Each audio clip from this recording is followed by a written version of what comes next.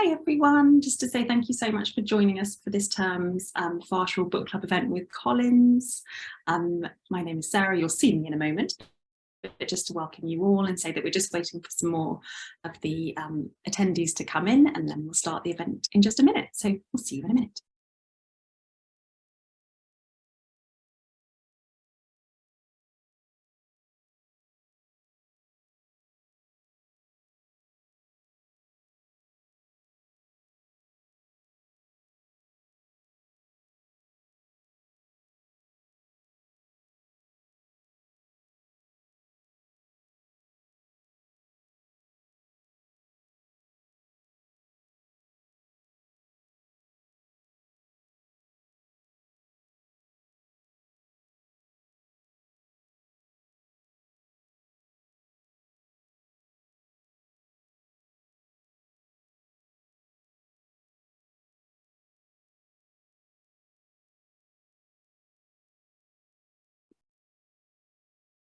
Hello everyone, I'm Sarah and this is Alina, and I wanted to welcome you all to this term's Key Stage 2 Farshall Book Club event with Collins. If you haven't already, please say hello in the chat box and let us know what school you're from, your class name, how old the kids are, all that sort of thing. We're going to be recording this, and yeah, we just love to know who's joining us for this wonderful event. So yeah, come and say hello.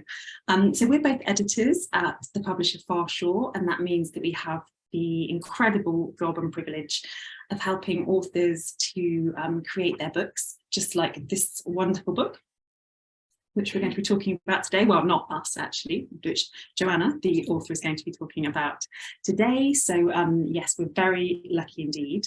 I think Joanna we're just going to give Joanna maybe a little wave if she's there, so she can just say a quick hello. There she is. Hello, hello. And yeah, Alina's just going to say a couple of words about Joanna before we hand over. Yes, so Joanna will be talking, of course, about her amazing first book series, the Lizzie and Belle Mysteries. But before we let her introduce the books, just a bit of background on Joanna first, is that as well as being a brilliant writer, Joanna really is a master of all trades. She's taught in primary school, worked with the British Library, organised various creative writing workshops and art programmes, such as for the Royal African Society during the Literature Festival Africa Writes, and recently even on University Challenge. Well, I'll let you ask questions about that. We're so impressed by that. Yes. So also, while Lizzie and Belle Mysteries, of course, is her first own book series to publish, she also debuted with a short story for the mystery anthology, The Very Merry Murder Club, which is a prequel to the series. So in just a minute, we'll pass over to Joanna to talk a bit more about the Lizzie and Belle Mysteries, but at the end of it will be your turn to ask questions. So do start thinking about them in advance. If your teacher could please write them in a Q&A box, and Joanna will come around to answer as many as we can. So yes, over to Joanna. Magic. Thank you so much, Alina, and thank you so much, Sarah. Welcome, everybody. It's fantastic to be here. Welcome to the Collins and Farshall Reading for Pleasure Book Club. And yes, I'm Joanna, and I'm J.T.Williams, the author of the Lizzie and Belle Mysteries, Drama and Danger. And I'm absolutely thrilled to be talking to you about this book today. And one of the things I was thinking about when I saw the title of the book club was that reading for pleasure is something that we talk about a lot now, obviously in schools. We really think about sort of us going to the libraries, like using our libraries as much as we can, relaxing with a book, reading as much as we can. And when I was a child, when I was growing up, reading was something that I always enjoyed. I think I was quite lucky in that respect. I loved reading. I still love reading now. It is one of the biggest joys in my life. And what was different for me, I think, when I was growing up was that I genuinely didn't really have books around me or see books around me that seemed to have people that looked like me in them. And this might be something that you've heard people talk about quite a lot more and more sort of publicly recently, but it was true. I felt that I very rarely saw black and brown people on the covers of books or in books. And this was true of picture books, this was true of stories, of fiction, but also of history books. And I was really interested in history. I was really intrigued by the ways that people lived in the past, what they experienced, what they went through. And then I started to sort of notice that there were clues that Black people had been living in Britain for centuries. And it wasn't really a sense that I was getting across the board. I didn't see that in the television programs I was watching. I didn't see it sort of generally in the stories that I was reading. But every now and then it might have been a little line on the news or a line in a poem or a little reference that made me think, hang on, there's a clue that something else is going on here. When I grew up, when I got older, I became a researcher. And what I love about the work of research is it's so much like the work of a detective, because what you have in front of you are these little clues to people's existence in the past, maybe a letter or a portrait or a special document of some kind. And like a detective, you have to try and piece together all these parts of a jigsaw puzzle to work out what the real story is, or the kind of the mystery. And for me, history genuinely is really about kind of solving the mysteries of the past. And that was what led me to writing the Lizzie and Belle Mysteries, Drama and Danger. And that's because this historical mystery adventure, which is packed with dark and dangerous happenings and twists and turns and thrills and spills for our heroines, Lizzie and Belle, is based on real life historical figures. So this is a story featuring people who really did live in Georgian London in the 18th century. It's set in 1777, and in the story, Lizzie and Belle are thrown together at the Theatre Royal, Drury Lane, where someone tries to murder Lizzie's father, Ignatius. The girls are thrown together. They have to solve the mystery. What's going on? What's happening here? But what they also have to do is form a friendship in order to solve that mystery. So who are Lizzie and Belle? So these courageous and curious, bright and brilliant heroines are based on the characters or the real life figures of Elizabeth Sancho and Dido Bell. So Elizabeth Sancho lived in Georgian London with her father Ignatius and her mother Anne and her brothers and sisters, who were fondly known as the Sanchonettes and the Sanchonettas. And I'm going to share my screen now. I'm going to tell you a little bit about Lizzie's father, Ignatius, because the real story of his life is actually such an extraordinary story that this is something that I really wanted to share with you. Okay, so let me just, I'm hoping to move my slides on. Oh, right, if you bear with me, I seem to have my slides in the wrong place. I do apologize. Let's go back and start them again. I think it's because I had it open.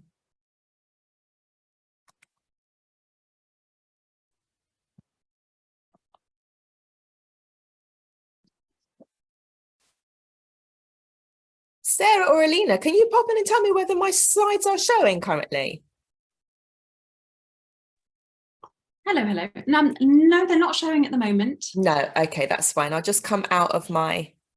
This is trouble with technology, isn't it? I know. Sorry, it's because the slides I'm looking at are filling up my screen, so then I don't have access to showing my slides. So I do apologise, everybody. These things happen. It will give everyone a really good time to have a think about any questions that they might want you to answer at the end as well. I think if they're already thinking absolutely. To pop your question in the Q&A box. Okay, here we go. Let's go again. Thanks for your patience, everyone.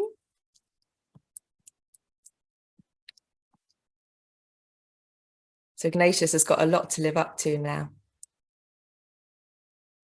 Okay, how's that? There we go. Can we see Ignatius? Yes, okay. We can. Ignatius. Sorry, we couldn't find the mute button. Yes, we can. Brilliant. Okay, so this is Ignatius Sancho, and he's worth the wait. So Ignatius Sancho was born in 1729. We believe that he was actually born on a ship carrying enslaved people from the coast of West Africa to the Caribbean.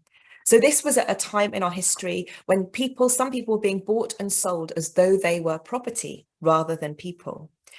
Ignatius was taken to Colombia in Latin America, and christened Ignatius, which actually means flame. So I love the fact that his name means this kind of bright spark, this flame that will come to sum up his personality. He was then taken to London at the age of 3, and he was sold to a family of 3 sisters. Now, these 3 sisters mistreated Ignatius. They dressed him up in fine clothes, but they treated him more like a pet than a person. And one of the things that Ignatius wanted to do, he wanted to run away, he wanted his freedom, but he was desperate to have an education. He wanted to learn to read and write because he knew that education was his best chance at improving his life. And that's how we feel about education now, that reading and writing are ways that we can improve our chances and our choices in life. One day he met a man called the Duke of Montague, a wealthy man who owned his own library. And the Duke of Montague was so impressed by Ignatius's personality, his sparky personality when he met him, that he lent him books and he helped him to learn to read and write. Ignatius managed to persuade the Duke of Montague to employ him as his butler. So he was able to leave his life of enslavement and move into a free life where he could work and earn money and have his independence. He bought a shop in the centre of town in Westminster, a tea shop where he had a literary salon. So he would invite people to come and talk about books and read newspapers or hear the news read to them. And he sold tea and coffee and sugar. There in the shop, he lived with his wife Anne and their children, who were known as the Sanchonettes and the Sanchonettas. And one of those children was Lizzie, Elizabeth Sancho. Ignatius was also a famous musician and composer, and he wrote letters to his friends all over England. His letters were published in a book, and he was an abolitionist, so he was someone who fought to end slavery through his writing. So that's Ignatius Sancho for you. And I'm just going to show you one of his letters. We're very lucky because one of these clues that we have to Ignatius's existence are the real letters that he actually wrote in his own hand. So here's a letter that he wrote. I'm not going to read you the whole thing. These are held at the British Library where I used to work. And they're a fantastic place for doing research if you're wanting to sort of dig down into the past. And I can really recommend like school visits to the British Library if that's something you're interested in. So this says, "Dear friend, were you in town yesterday or was it your ghost?" And Ignatius's letters do have this very sort of chatty, familiar sort of tone to them. They were something that really drew me into him as a character. I can also show you a letter from the very real Elizabeth. And what she's doing here is she's writing to a friend of the family about her father's portrait. So we saw that painted portrait before of Ignatius, painted by Sir Thomas Gainsborough. And that portrait was owned by the family for a time. Now it actually exists in a gallery in Canada. It's been sent to Canada. But that portrait for us was a clue that this extraordinary gentleman lived in London. So now on to Belle. Now, this is a painting that I saw about 15 years ago now. When I was walking at Hampstead Heath, I went in to visit Kenwood House, and I saw this incredible portrait of these 2 girls who lived at Kenwood House. And they are Dido Belle, the lady on the left as you're looking at the picture, pointing to her cheek, and her cousin Elizabeth. Now, Dido Belle was the daughter of an African mother who was also enslaved in her early life, and a Scottish father who was the naval captain called Sir John Lindsay. She was brought to England when she was a very small child, and she was handed to her great uncle and great aunt to be brought up at Kenwood House. And this is Kenwood House. So Dido Belle was brought up as a gentlewoman. She learnt to read and write. She loved to recite poetry aloud. She would have learnt to ride horses. She would have learned to speak French. And this is where she lived, in this vast, magnificent house that also had its own library. And we have some accounts of people who visited the house talking about how much Dido loved books, how much she loved to perform poetry after dinner. And her handwriting was considered to be so beautiful and so elegant that she would help out her uncle with his letters. She would write letters on his behalf. And here's a painting of her uncle. Look at him.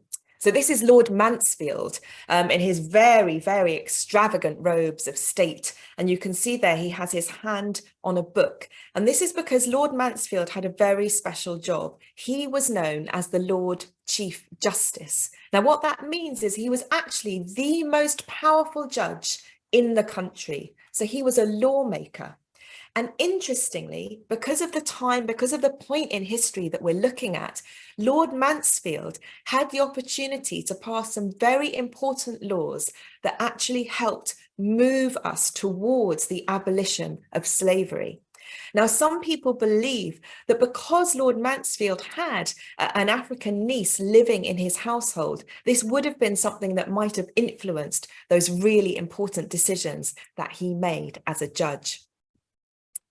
So what I would like to do now is just sort of have a think about Lizzie and Belle and these different sort of characters that we have as detectives. What kind of characteristics or qualities do we think that we might be looking for in someone who's a detective? So I'm going to stop sharing my screen. Here we go. And first of all, I'm going to read the prologue from the book, because I would like you to just hear a little of Lizzie in her own voice. So the story's written in Lizzie's voice. She's telling her own story, and that's something that's really important to her. We, the lions. My mother says that until the lions have their own storytellers, the story of the hunt will always glorify the hunter. She has a proverb to suit most situations. She says that proverbs are jewels from the ancestors to guide us through the challenges of life. I can definitely see myself as a lion. I'm strong as anyone my age. I'm fast, super fast, some say. No one I've met can outrun me. I am loyal to my pride. My family, my mother, my father, 3 sisters and a brother are my world. For every proverb my mother offers, my father has a quotation. All the world's a stage, he claims, and all the men and women merely players. He believes that we each have a role to play in the great drama of life, that different situations call for different performances. The important thing is to be true to oneself in each performance. Am I a performer or a storyteller? Can I be both, the heroine of my own story? Mama says that if we don't tell our own stories, someone else will do it for us. And if we let them do that, how can we trust them to tell it right? Until the lions have their own storytellers, the story of the hunt will always glorify the hunter. When this story began, almost everything I knew about the world I had learned from my parents. These events changed that forever. I decided to write them down so that I could be a storyteller for the lions. I did not yet know that this was the story of a hunt. So that is how the book begins. And that's how we kick off our mystery that Lizzie and Belle have to come together to solve. So like I told you, they have these 2 challenges of having to form a friendship, 2 girls from very, very different backgrounds, as we've heard, very different kind of stories in their lives, but they have to come together to solve the mystery. So what's Lizzie like? She's courageous, she's curious, she's very sparky. She's told us that she's a fast runner. And I'm just going to tell you a little bit more about some of the skills that she brings to this detective partnership. Helping out in the shop is how I've developed my extraordinary powers of observation. You see, I have a trick, a gift, Mama calls it, of noticing things that other people don't. I can tell all sorts of things about someone just by the way they enter a room or eat an apple or ask me for directions in the street. You'd be amazed at what you can learn about life just by observing people closely and eavesdropping, of course. So some of the skills and characteristics that Lizzie brings to her detective work are her skills of observation. She spends a lot of time in the shop watching people come and go. So she's really sharpened those skills. But what about Belle? So Belle is Lizzie's partner. She's lived a very different life. She's grown up in this big house with not really many people her own age to hang out with, to spend time with. There's her cousin, but apart from that, she doesn't have the kind of busy, hectic coming and going that Lizzie has around her. But what Belle does have is a library in her house, and she's an excellent researcher. She loves reading around a topic to find out more about it, and she loves writing. So she's the note maker of the team. So if you were a detective in your own story, what kinds of qualities in your own personality, what kind of skills could you bring that could help you to solve a mystery?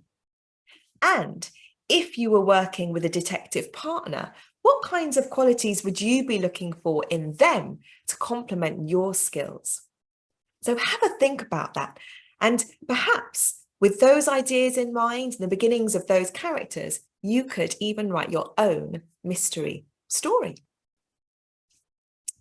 And I'll leave it there. I'd like to see if anyone's got any questions for me. I could have a chat with Alina and Sarah if they'd like to come in and join me perhaps. Hello. Hi, hello. So interesting. Thank you so much. Well, everyone, please do start adding your, I know you've probably been watching and listening and taking it all in, but yeah, pop your questions, because we'd really like to answer your questions to Joanna as well. So we'll keep an eye on those. But Alina and I absolutely have some questions that we want to ask you, Joanna, as well in the meantime. And I would, my first question, my opener is, Joanna, what would you say, what qualities would you bring to the role of detective? We're talking about what would your skills be that would make you an excellent detective? I love that, and I should have really anticipated such a question. So I suppose I have to admit there are elements of both Lizzie's character and Belle's character that I've sort of drawn on different aspects of my own personality. In terms of the actual detective skills, I think I'm like Belle in that I'm a real note maker. So I love writing notes when I'm in meetings, when I'm sort of listening to other people talk about things they know about. If I'm listening to experts, I love making notes. Sometimes people almost get a little bit kind of worried because they think I'm writing down everything they say, and I think it does make people feel quite oh, why are you writing it all down? Are you investigating me? It is kind of like an investigative thing. People kind of worry about that. So I really love this sort of image of Belle writing her notes really carefully while they're interviewing all the people that they have to interview to try and sort of get to the heart of the mystery. So I think I'm definitely a note maker. What else? In my time, I've been quite fast, like Lizzie. I love running. I'm not as fast as I used to be, but in the past, I was quite speedy. So if I ever did have to actually get away from someone who really didn't want to be spied on, because Lizzie and Belle have to do a lot of spying around corners, listening at doors, hiding in cellars, hiding in attics. Hiding, I think being good at hiding is a good skill, isn't it? Yeah. As well, if there's something about being a writer as well, that you have to be a little bit nosy as well. You have to be interested, don't you, in the worlds that you write about as well. And I think that's probably something that you'd have in common with a detective, which is to be a bit nosy and to be sort of curious about the world around you. We've got some definitely. So, okay, so a question from Liz Waters. Now, she might be the teacher, or this might be one of her pupils. But how many books have you written, and when did you start writing books? So she got two questions from Liz or her class there. So brilliant. When did you start writing books? Okay, so I love this question because, I did lots and lots of different jobs before I became a writer. So I've just started publishing books recently, thanks to Sarah and Alina and their team. And so the first book that my name appeared in as an author, the first book that I actually had some work in, is that one you can just see behind Sarah's head there, The Very Merry Murder Club, up on the shelf. Oh yes, in paperback and hardback. Wonderful. Beautiful. And that anthology is a collection of fantastic mystery stories from lots and lots of different authors. And my story in there, Ice and Fire, is like an introduction to Lizzie. So it features Lizzie Sancho, but in a sort of earlier guise before she really meets Dido Bell for real. And then my first book written, as it were, sort of on my own, not part of an anthology or a compilation, is the Lizzie and Belle Mysteries. So this is really exciting for me. This is my debut book. So this is my first published novel, and this series is my first series. So yeah, thank you for that question. Good questions. Oh, we've got one from an anonymous attendee. That sounds very mysterious. That sounds like a I might have to write that down. How long did it take you to write the Lizzie and Belle book? I really like this question, but it isn't one with a simple answer, because I think it depends on where you think the beginning of that process is. Because I think in terms of the sort of research, because for me, when I first started reading Ignacio Sancho's letters, I was so excited by them. I felt that he was someone that I might like to write about in some way. And that was a few years ago now. Then I was working at the British Library, and I was running a workshop telling lots of teachers all about Ignatius and hoping that they would get as excited about him as I was. And there was a woman at that workshop called Jasmine Richards, and she runs an organisation called Story Mix. And it was Jasmine that approached me with the idea of writing a mystery story, a mystery series featuring Lizzie as a character. And so that sort of collaboration began there. So that was another sort of starting point, if you like.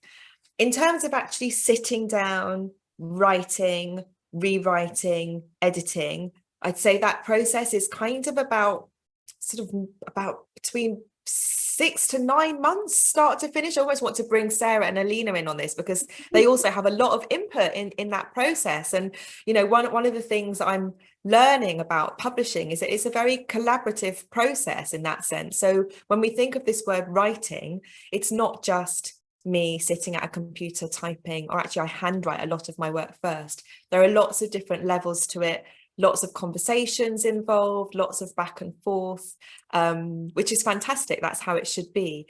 But it's definitely a much more multi-layered process than I'd realised. So for that, and from start to finish, when I did start doing that writing process to when the book is actually out on the shelves, then you've got to add another 6 months onto that. So it's a long time. It's a long time, but it's really worth it, because then you end up with this beautiful, beautiful, beautiful object at the end of it. We've got some amazing questions here. Lena, do you want to read this one out? Oh, yes. Okay. So Beverly asks, which character, and I assume between Lizzie or Belle, is most likely to jump into a dangerous or sticky situation? That's a great question. That is an excellent question. And my first answer would be Lizzie, because she does have this kind of just rush in kind of aspect to her personality. But what I'm also realizing as I'm writing the characters, because you realize that the characters develop over the course of the book, but then they sort of develop from one book to the next. So as you're writing them, they're kind of living in your head, but each different situation that they encounter demands different things of them and kind of does different things to them.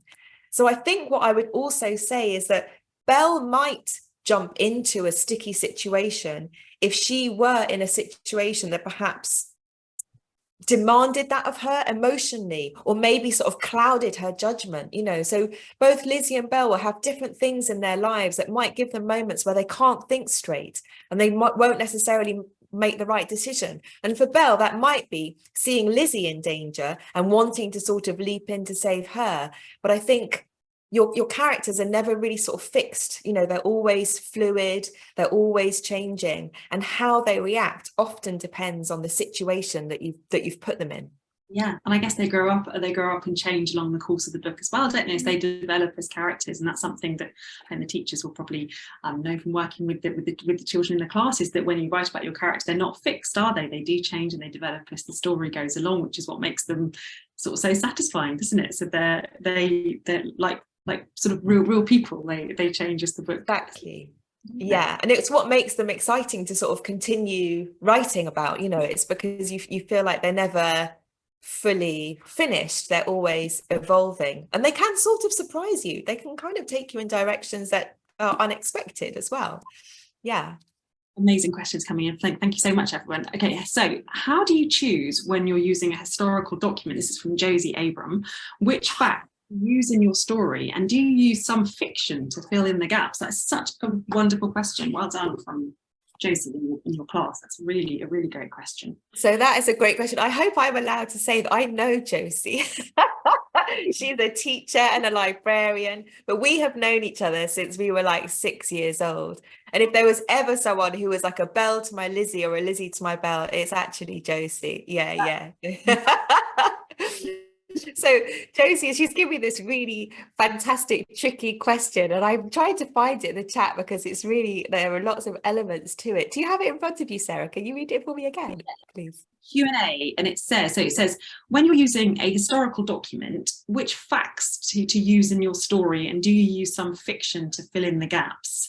So I guess it's interesting what that starting point is, I guess, isn't it, with that really exactly piece versus the kind of fact versus fiction. Exactly. And this, for me, like, this is really exciting because it's a constant sort of dilemma of the work, like something like I always have to keep thinking about. One of the things, especially with these particular figures, so say Dido, for example, one of the things that's interesting about her is that we have this portrait. We know that she lived at Kenwood House, and there are lots and lots of records about Lord Mansfield because he was so famous and he did this really important job. But we have very little in terms of actual historical documents about Dido. So we have her baptism record that shows us that she was baptized at the age of 5 in a church in London. But we actually don't know for certain whether she was born here, whether she was born in the Caribbean. We don't know exactly what the nature of her schooling was. We sometimes have references that other people make when they write letters. So you're constantly weighing up all these different versions of her story. So what I try to do is when I have a fixed record, like a letter or a portrait or something that is quite determined, I use that. And then when I read in between and read around it, I try and get a sense of the person. So what often happens is you do get a sort of, it's strange, it's almost like a ghostly thing. You get a real sense of someone's personality. So again, it's a bit like these hints. And then you try and write into that. So I try and shape the characters around these hints that I've had. I'm just trying to think of an example. So for example, in one of Sancho's letters, he talks about the fact that the girls are coming on very well with their lessons and their learning. And in another letter that someone wrote about Sancho, they said that when they visited him, they spotted the girls out the back practicing on the harpsichord. So then for me, that becomes a whole scene in the book, just out of this little line, because you visualize it and then you want to turn it into something.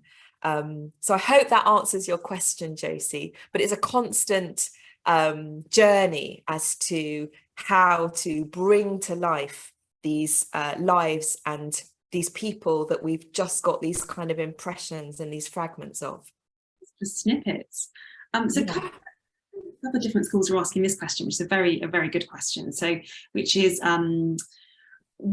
so Hazel, I think, says, Hazel wants to know, what is your, Sarah Mann's class, what's your favourite book and who's your favourite author? And that's also Hannah Ramsden from the year 5 in Helpringham, who would like to know that as well. So yes, what's your favourite book and who is your favourite author? Okay, so these are great questions, and I realise I wish I had the book behind me now. So the book that I would like to mention by name, because I have lots of favourite books and lots of different books for different times in my life or different sort of moments or ways that I'm feeling. But there's a book called The Friends by Rosa Guy. Rosa Guy was a Caribbean American author who wrote this beautiful book about 2 young girls who were friends. And I had this book very much in mind, actually, when I was thinking about Lizzie and Belle. And I suppose for me, when I saw the cover of the book and I saw these two young Black girls aged about 10, 11, and one of them had braids, it was just the first time I did see anyone that looked like me on the cover of a book. And even though these girls were living in New York and growing up in New York, and their life was actually very, very different to mine, I did have this very special moment of sort of feeling that I could make that point of connection. So I just kind of wanted to mention Rosa Guy there. In terms of favourite authors, I'm always discovering new writers whose work that I love. I feel I have to mention Mallory Blackman because I've enjoyed her work, even though I didn't come to her writing when I was young because I'm too old for that, as it were. But I discovered her writing while I was a teacher, and so I got to see sort of firsthand, not just how I felt about her work and my own responses, but also the pupils that I was teaching, how much they loved her work as well. So I want to give a shout out to her. I really love what Shana Jackson has been doing with her mystery stories. I think she's just really kind of injected the mystery genre with such a kind of an energy and a sort of vibrancy that's really kind of welcome. As a child, I loved the Narnia series, I have to say. Like, maybe it doesn't sound like a very original choice, but I really, really was taken, in particular with The Magician's Nephew and The Lion, the Witch and the Wardrobe, which I just returned to over and over again. And Judy Blume, I would say as well. Judy Blume, I read as a child at a time where we didn't have lots of authors writing YA about the really kind of important issues that people were facing in their lives. I feel like now there are so many brilliant authors doing that work, but actually 30, 40 years ago, we didn't have lots of books like that, but we did have this brilliant American author called Judy Blume, who was tackling themes like divorce and racism and bullying and all these really challenging situations that many of us face. And she kind of she gave us that space to sort of experience those alongside her characters and work our way through those emotional stories. Oh, that's wonderful. Thank you. Yeah. Okay, so question from Adele Stewart. Thank you, Adele. If you were not an author, what would you like to be and why? So I suppose I feel like since I started teaching, so I did used to be a full-time primary school teacher, and now I write, but I like going into schools as an author. And I'm also working at a university at the moment where I'm hoping to do some teaching as well. So for me, there's something about writing and teaching that really sort of goes hand in hand. So I do run like creative writing workshops. So maybe it sounds strange to kind of mention a job that I've already done, but in a way, writing is my dream job. I used to write, I should say, I wrote in diaries for such a long time. I wrote lots of like bits of stories and poems, and I wrote so much in my diaries. So I would say if any of you are budding writers out there, just keep the writing coming, just keep it coming, keep it going. But I didn't know that I would ever become a professional writer. So I really, really am genuinely doing my dream job. But yeah, I think that sort of combination of writing, talking about writing, teaching writing, doing writing in classrooms for me is the magic of it. Oh, wonderful. I've got a couple here from Liz Waters. So the first one is from one of her pupils called Abigail. Thank you, Abigail. And she asks if you have a special place in which you write. Special writing book. Oh, that's a really good question. Well, just before lockdown, my special place for writing was at a desk, which happens to sort of be in my family kitchen. And then lockdown meant that was everyone suddenly being at home a lot. It was suddenly no longer the place where I was just on my own. So what I do now, it really varies. So what I tend to do when I'm writing, I often have lots of things around me. I have lots of notebooks, lots of pens, lots of post-it notes, lots of books as well that I use for my reading and research. So I'm a bit like a kind of snail. I tend to sort of travel around with this kind of hoard of stuff. And in a way, it doesn't really matter too much where I am, so long as I've got that stuff. At the moment, my favorite place is at a desk in front of a window in a library in London called Senate House Library. I love working in front of a window. It really helps me. I need absolute silence, so I'm not one of these people who can write in coffee shops or cafes at all. I literally just, I don't know, I can't do it. And my dream is to one day have a desk in front of a window that overlooks the sea. You know, so I love living in London. I've always lived in London. I write about London, but one day my ideal writing space will be overlooking the water, I think. Oh, lovely. We are almost coming to the end of our questions. There's so many good ones. We're trying to get through as many as we can, but I think maybe should we close on this one? What do you think? One last question. One last one. This is from Ewan, who asks, which period of history is your favourite? Oh, that's such a good question. Okay. This is a hard one to end on. Well, you know, as you can tell, I've been spending a lot of time in the 18th century, which is a really extraordinary period of time. And I feel it's one that we haven't seen as much as, say, like the Victorian era. We don't see it as much in films, TV dramas, that kind of thing. So I've really been enjoying that because it's such an exciting period of time. There's so much sort of energy going on there.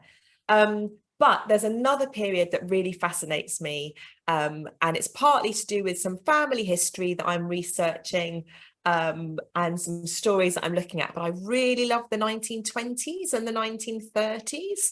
I'm a big jazz fan. And there was an amazing sort of explosion of arts and writing and music and literature, in particular in Harlem in New York, like a big sort of Black arts movement called the Harlem Renaissance. And I love the way that the women dress in their sort of flapper dresses. And I love the fantastic energy of the Charleston and all the dances and the jazz and the music. So that's something that I'm also sort of writing about in the background. I find that just a thrilling sort of period of time, and all the sort of mystery as well, right? It's Agatha Christie's era as well, so I think it's kind of like ripe for mystery and that kind of thing too.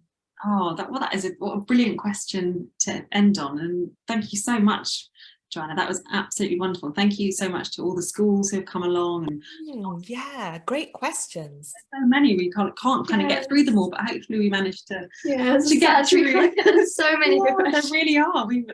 They're really impressive. There's some budding writers out there in all those schools, judging by the questions. But yes, thank you so much for joining us, Joanna, and for that. That was wonderful. And just to let you know, pleasure. It was really great. So thank you to teachers. There'll be a feedback form which we'll link in the chat, so if you could fill that out, we'd be really grateful.